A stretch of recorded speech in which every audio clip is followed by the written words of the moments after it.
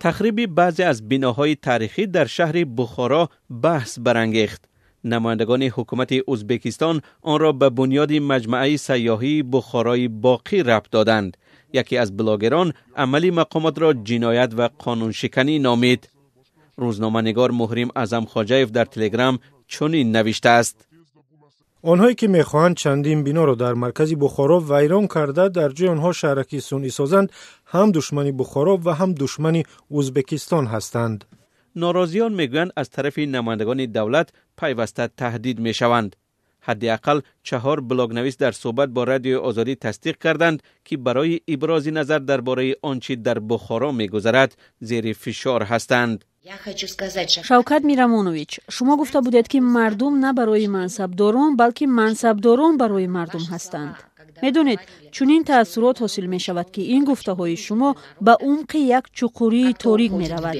سازمان بین المللی الرت هریتیج رفتار مقامات ازبکستان را در مرکز شهر قدیمی به بمباران ارتش سرخ در اول عصر گذشته مانند کرده است. سازمان میگوید بخارا در عهد شوکت میرزیوف بار دیگر بمباران می شود. الرت هریتیج از مقامات ازبکستان خواسته است تخریب بناهای تاریخی را بس کنند.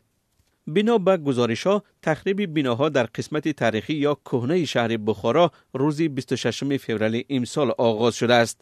این مکان را برای ساختن مجمع صنعی سیاحی خالی می‌کنند. ببینید در مرکز بخارا چگونه چیزهای بی‌معنا می‌سازند. به عوض 470 میلیون دلار تامین آب و گاز در شهر و ولایت بخارا تا حال پره به راه مانده نشده است. به این نگاه نکرده که راه‌ها ویران هستند، این کار جریان دارد. برای این بازیچه احمقانه پول هست.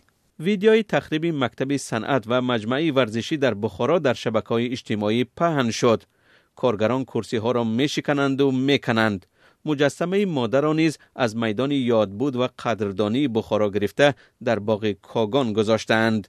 فعالان به این نظرند که مجمع صنعی سیاحی ممکن است نه تنها بخارا را از اصل خود دور کند بلکه خف بیرون شدن آن از روی خط میراث فرهنگی جهانی نیز هست. مقامات بخارا پیشتر گفته بودند که تصمیم نهایی تنها بعد از دریافت گزارش یونسکو گرفته می شود. تاجیکستان که تاریخ و فرهنگ و گذشته‌اش را با بخارا پیوند می‌داند و آرامگاهی شخصیت‌های معروفش از جمله اسماعیل سامانی در آنجاست، هنوز واکنش نکرده است.